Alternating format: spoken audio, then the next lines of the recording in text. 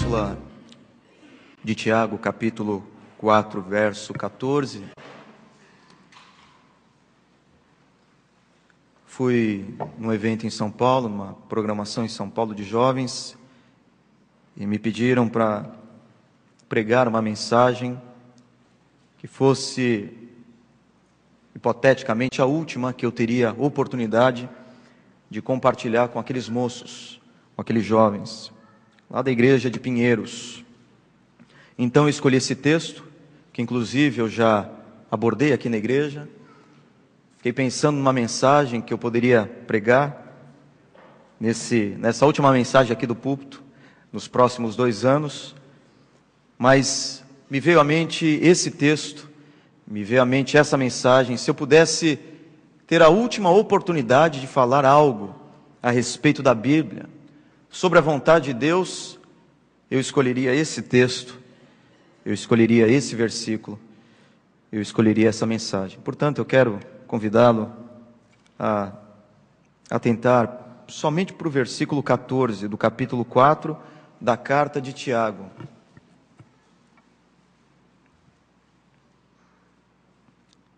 O texto diz assim: vocês não sabem como será a sua vida amanhã, pois vocês são como uma neblina passageira, que aparece por algum tempo e logo depois desaparece. Vou ler, é uma versão diferente, mais interessante, mais clara.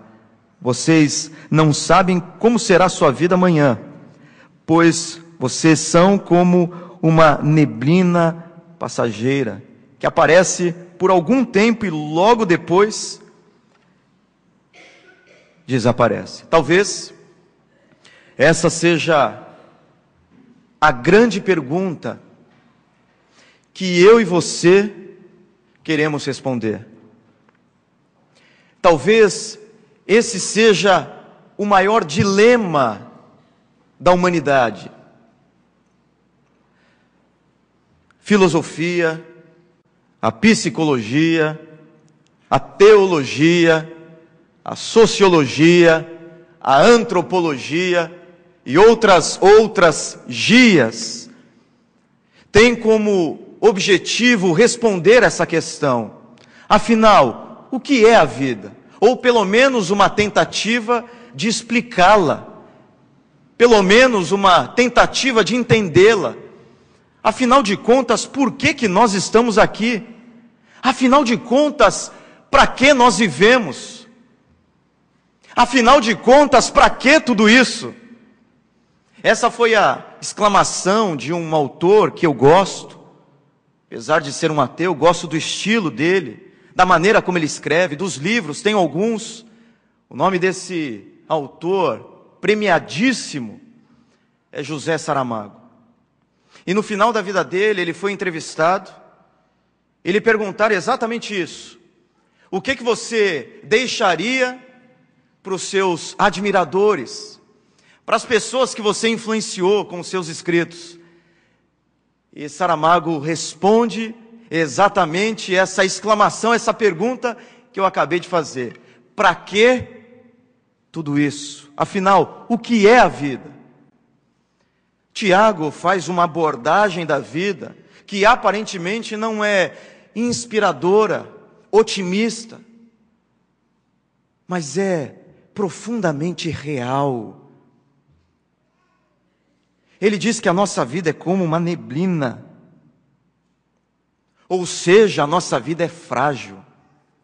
Assim como a neblina é soprada por uma leve brisa, assim como a fumaça se dissipa,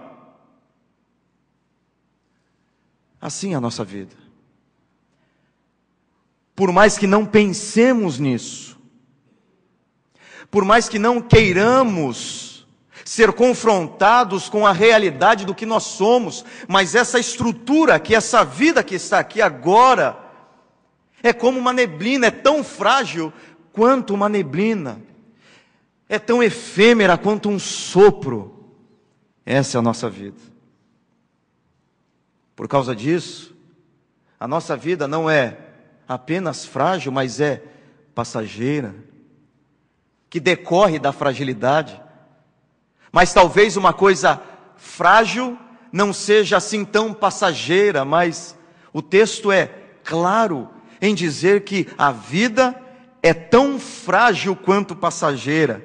O texto diz que nós somos como uma neblina por um breve tempo, por um breve momento. Tentamos com todas as forças, com todos os recursos humanos, com todos os recursos financeiros, com todos os recursos medicamentosos, o nosso desejo, a nossa vontade é de prolongar, é de não entender que a nossa vida é passageira. Mas Tiago diz que a minha vida e a sua vida, mesmo na flor da idade, mesmo com a saúde impecável, mesmo com força nos braços, mesmo com força nas pernas, mesmo com toda a capacidade cerebral e intelectual, a nossa vida é passageira. Ou seja, você não vai durar aqui para sempre. Você não vai permanecer nessa vida para sempre, porque a sua vida é passageira. Ela é frágil, ela é passageira, e talvez a pior das notícias, a sua vida é incontrolável. Você não consegue administrar a sua vida. Você até tenta administrá-la, mas você não consegue. Chega uma hora que você percebe que aquilo com que você tinha absoluto controle, você já não tem mais. Aquilo que você administrava com tranquilidade, agora você não consegue administrar mais. Tiago diz: a nossa vida é como uma neblina por breve tempo, que logo se dissipa. O verbo aqui está na voz passiva, ou seja, é como Tiago dissesse: a vossa vida é como uma neblina por um breve tempo, que logo não se dissipa, mas logo é dissipada. Isso significa que a neblina não tem controle sobre si. A neblina não tem autonomia e autoridade para dizer: agora eu vou permanecer aqui, aqui é o meu lugar. Daqui eu não saio, daqui ninguém me tira. Porque ela é dissipada, ela não tem direito sobre ela mesma, ela não tem capacidade de julgar a respeito do seu futuro. E assim a nossa vida é frágil como um sopro, a nossa vida é passageira por um breve tempo, e a nossa vida é incontrolável. Nós tentamos controlá-la, nós tentamos administrá-la, nós tentamos prolongá-la, mas nós não temos essa capacidade. E graças a Deus por isso. Diante disso, eu quero compartilhar algumas lições que eu levo para a minha vida, que eu levo para a minha caminhada e para a minha jornada. Coisas que eu não poderia deixar de compartilhar com você. E que no momento que eu falei com aqueles jovens, é como se eu estivesse falando diante do espelho. É como se eu estivesse conversando comigo mesmo, a respeito da minha vida, o que eu penso sobre a vida. O que eu devo fazer diante de uma realidade que diz, que versa sobre uma vida frágil, sobre uma vida passageira e sobre uma vida incontrolável, que é a nossa vida. Em primeiro lugar, a vida é um lugar de passagem. A vida é uma jornada. A vida, de acordo com o apóstolo Pedro, é uma peregrinação. Assim ele nos chama. Nós somos peregrinos. Peregrino é alguém que está numa pátria, mas que não reside naquela pátria. É alguém que tem compromisso com uma pátria, mas que caminha para uma outra pátria, a sua pátria. Assim é a nossa vida. Nós somos peregrinos, porque a vida é uma peregrinação.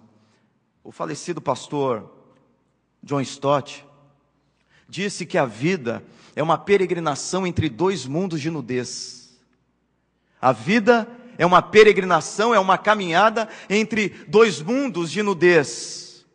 Nós chegamos nessa vida sem absolutamente nada. Nós vamos partir dessa vida sem absolutamente nada. Portanto, a vida é uma grande peregrinação ou uma curta peregrinação entre dois mundos de nudez. Quem entendeu isso foi Jó, um homem que sofreu muito, intensamente, que passou por uma crise profunda. E num determinado momento ele declarou: nu saí do ventre da minha mãe, e nu eu também vou partir dessa vida, porque a vida é uma peregrinação entre dois mundos de nudez. No Salmo 90, Moisés usa uma outra terminologia para se referir à vida. Tiago diz que a vida é como uma neblina, como um sopro, como um vapor.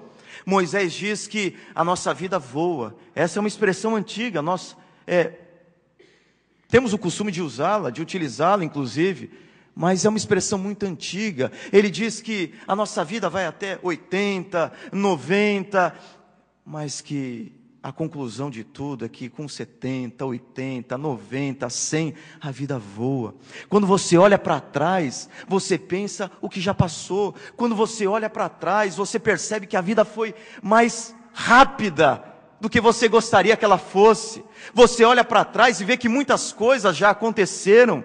Você olha para trás e percebe que as coisas passaram rapidamente. Quando você está vivendo o presente, parece que o tempo não passa em alguns momentos, mas quando a vida vai passando e nós começamos a olhar para o passado com saudosismo, nós somos confrontados com essa realidade da vida, que ela passa rapidamente. A vida é passageira e tudo passa também.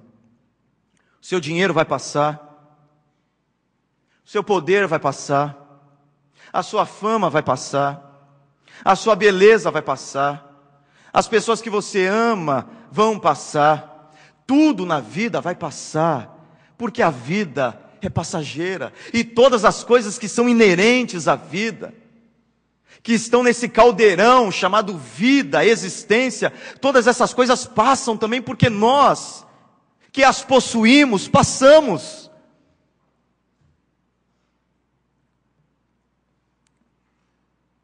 Segunda lição: a vida, diante dessa realidade, diante da fragilidade, efemeridade, diante do aspecto incontrolável da nossa existência, a vida é um momento de celebração. A vida é um momento de curtição. A vida é um momento de alegria. A vida é um momento de festa. Deus criou você para que você seja feliz. Deus criou você para que você seja alegre. Deus criou você para a felicidade. Esse é o propósito de Deus para a sua vida. Uma das primeiras perguntas do nosso catecismo diz: qual é o fim principal do homem? E o catecismo responde: o fim principal do homem é adorar a Deus e gozá-lo para sempre, e se alegrar em Deus para sempre. Felicidade. Você nasceu para ser feliz. Esse é o propósito de Deus para a sua vida.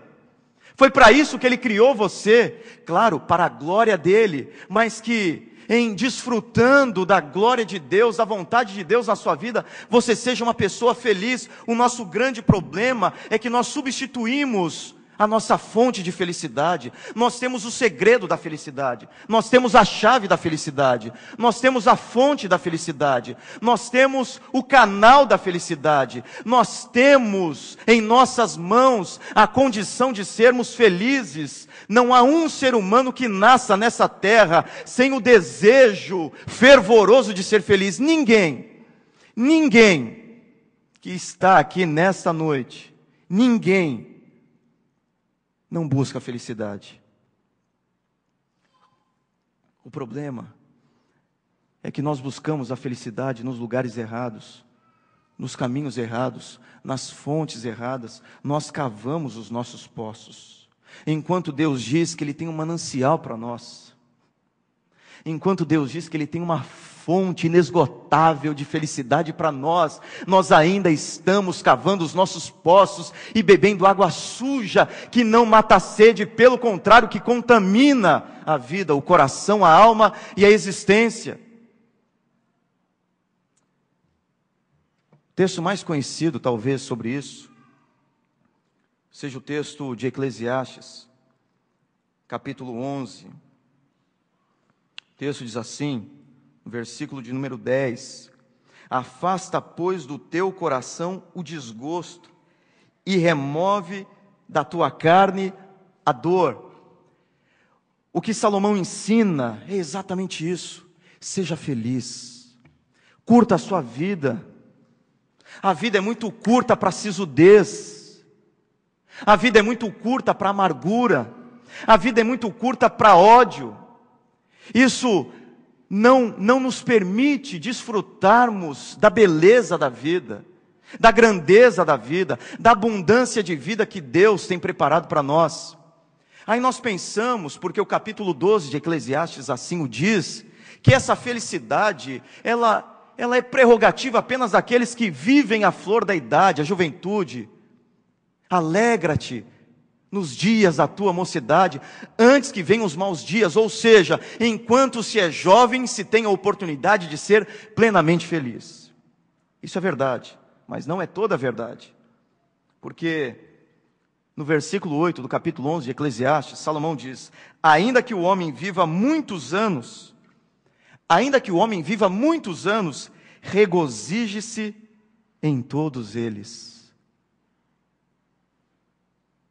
A alegria não está relativa à idade, à juventude, a dinheiro, a dias bons, dias ruins, dias legais, dias de sucesso, dias de promoção, dias de saúde. Não, todos os dias, cada novo dia, cada novo despertar, cada vez que nós abrimos os nossos olhos de manhã, é Deus dizendo para nós: eu não te condeno, vai e não peques mais. Porque a Bíblia diz que as misericórdias do Senhor renovam-se sobre a nossa vida todos os dias. Cada vez que nós abrimos os nossos olhos, é Deus nos dando um beijo da graça dEle e nos concedendo uma nova oportunidade de sermos diferentes.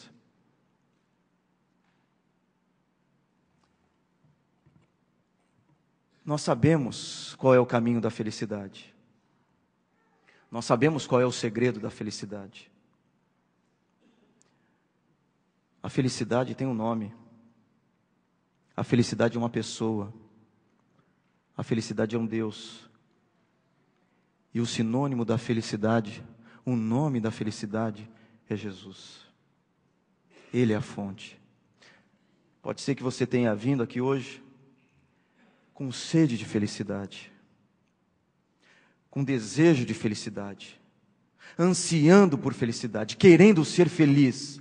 Talvez você esteja aqui hoje fazendo um compromisso com Deus, de que se você vier ou viesse até aqui, Deus te concederia aquela bênção que tanto você deseja. Deus pode fazer isso, mas Deus já fez muito mais do que isso por você. Ele concedeu Jesus para você, e esse é o segredo da felicidade, esse é o caminho da felicidade, é a fonte da felicidade.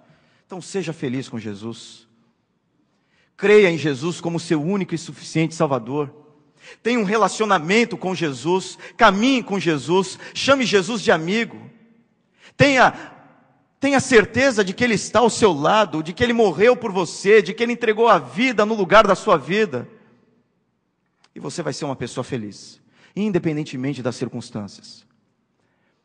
Eu não sei o que tem feito você chorar, eu não sei o que tem roubado de você a alegria pela vida, a satisfação, o sorriso, eu não sei.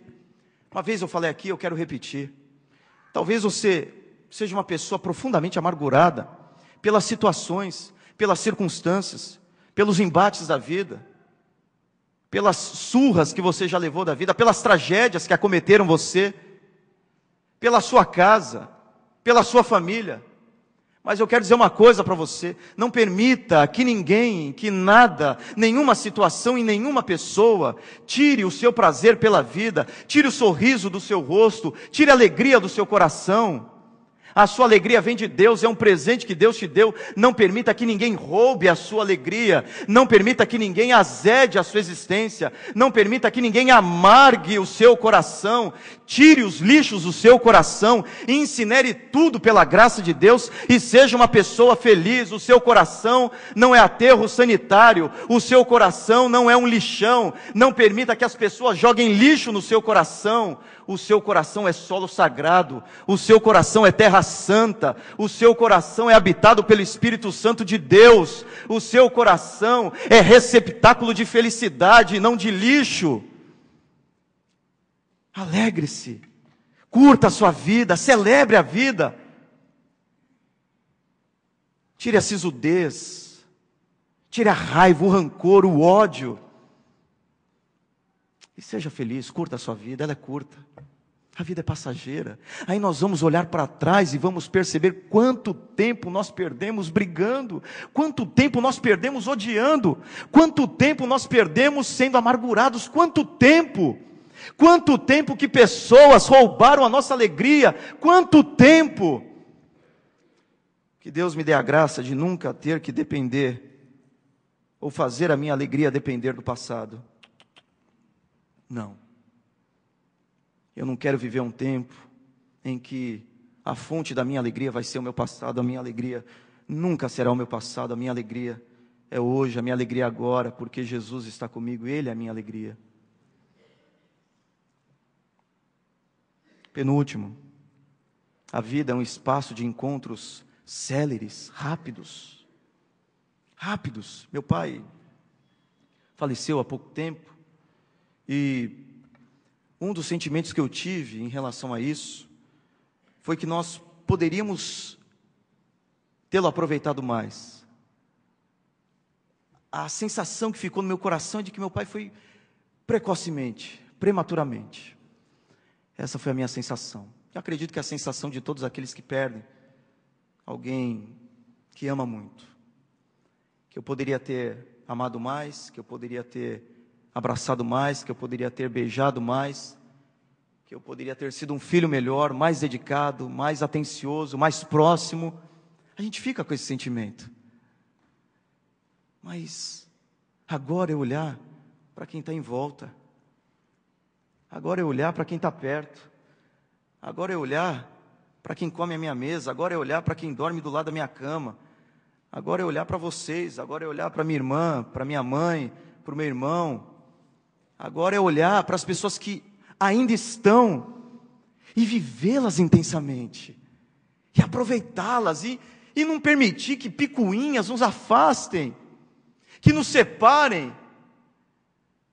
Eu vou tomar a decisão de, como diz o reverendo Hernandes, construir mais pontes do que cavar mais abismos. Pontes entre os nossos corações, achar a passagem de volta para o coração do outro. Os desencontros são normais, são comuns, acontecem, mesmo nas melhores famílias. Mas o grande desafio não é nunca se desencontrar. O grande desafio é achar o caminho, a rota em direção ao coração do outro. Porque as pessoas passam, vamos curti-las, vamos celebrá-las, vamos aproveitá-las.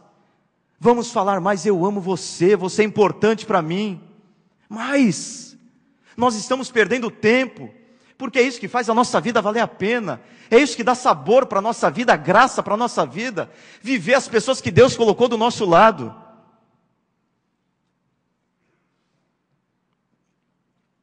Diga às pessoas a quem você ama, que você as ama.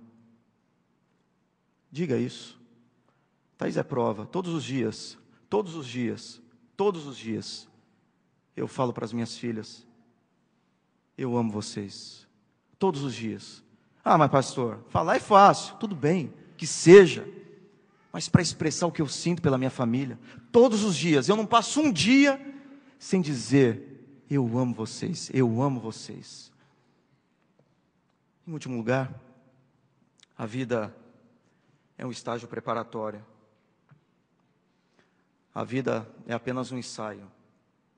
A vida é uma oportunidade de Deus para deliberarmos pela graça, pela soberania dele a respeito do nosso futuro. É um estágio preparatório. Porque a Bíblia diz que há duas possibilidades para todos nós. Duas, apenas duas. Não há uma terceira via, não há um terceiro caminho, não há uma terceira oportunidade, não há nenhuma outra possibilidade que não seja céu e inferno. É isso que a Bíblia nos ensina. Além de todas as coisas que a vida nos oferece, a vida nos fala e nos oferece a oportunidade de dizermos aonde nós queremos passar a eternidade. Como eu disse, essa vida é apenas uma peregrinação. Depois que se interrompe a nossa vida aqui, a nossa vida continua ou para a vida eterna, ou para a morte eterna. Mas existe a eternidade e só há duas eternidades para nós, enquanto nós estamos aqui. Apenas duas eternidades que nós podemos decidir sobre elas, a respeito delas. Vida eterna e morte eterna. E o que vai definir isso é a sua resposta diante daquilo que Jesus fez.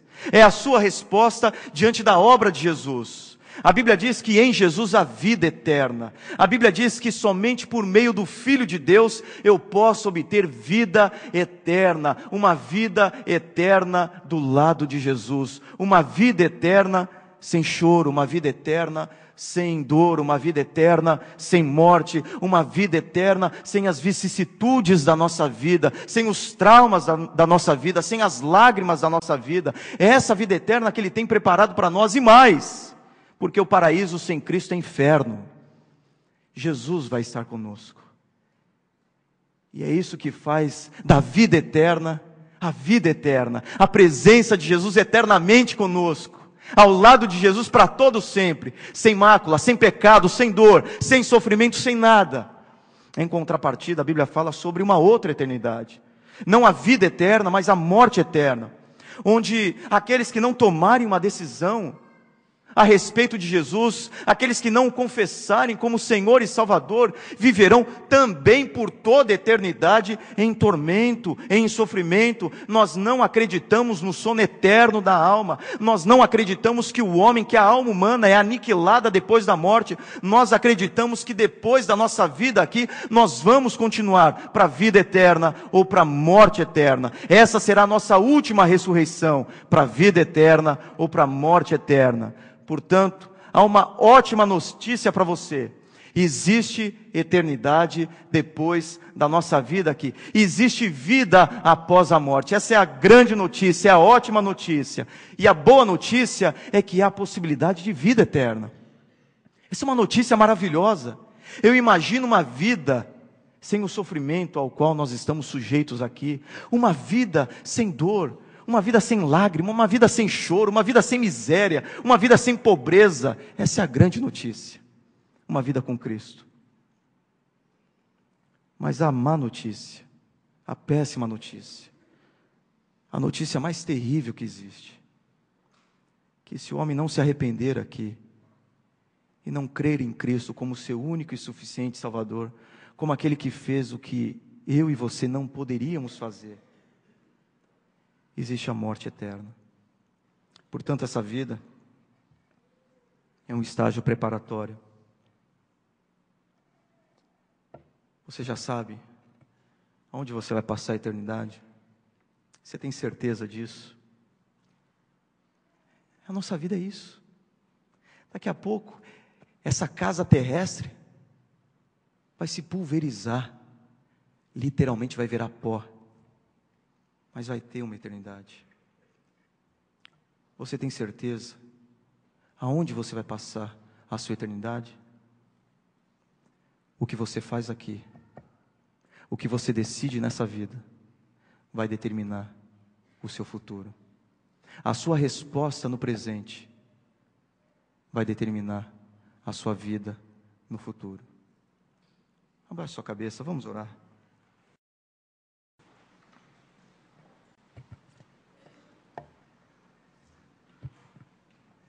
Peça a Deus que que o abençoe. Peça a Deus que toque no seu coração. Peça a Deus que ajude você a entender melhor essa vida. Que Deus tem um plano para você, muito melhor do que comprar uma casa própria, muito melhor do que ter o carro do ano, muito melhor do que ter todos os diplomas que você almejou, muito melhor do que ter riqueza, do que ter prosperidade, muito melhor do que tudo isso. O plano de Deus para você, o plano de Deus para você, nem olhos viram, nem ouvidos ouviram. Esse é o plano. É um plano muito superior, muito mais excelente, muito mais brilhante do que tudo o que nós planejamos aqui. O plano que Deus tem para a sua vida é viver com você, ao lado de você, por toda a eternidade. E se você hoje der uma resposta a isso, e falar: Deus, eu confesso que eu sou pecador, eu confesso as minhas iniquidades, eu sei que eu não posso salvar a mim mesmo, eu sei, por isso eu quero crer no Teu Filho, que Ele morreu por mim, que Ele pagou o preço dos meus pecados naquela cruz, que Ele me salvou, e que Ele rasgou toda a dívida, tudo aquilo que eu devia, eu não devo mais, tudo, a minha ficha é limpa, eu estou limpo pelo sangue de Cristo Jesus.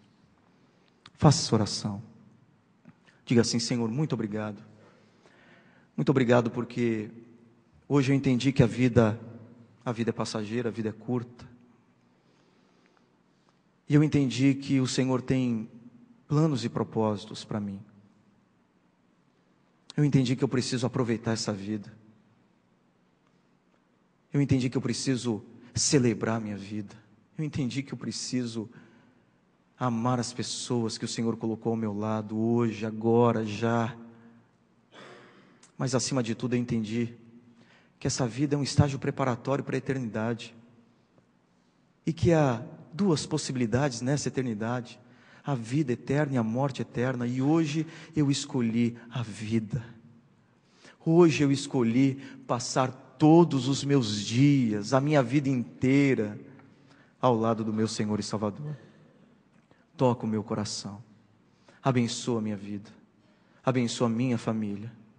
É a oração que eu faço, Senhor, nessa noite. Eu te agradeço muito pela minha vida, porque à luz da Tua palavra eu sei o que é a vida, que embora seja uma neblina, um sopro, ela é preciosa aos Teus olhos, porque mesmo sendo uma neblina e um sopro, Jesus Cristo morreu pela minha vida, frágil, efêmera e incontrolável. Louvado seja o Teu nome, em Cristo Jesus. Amém, Senhor.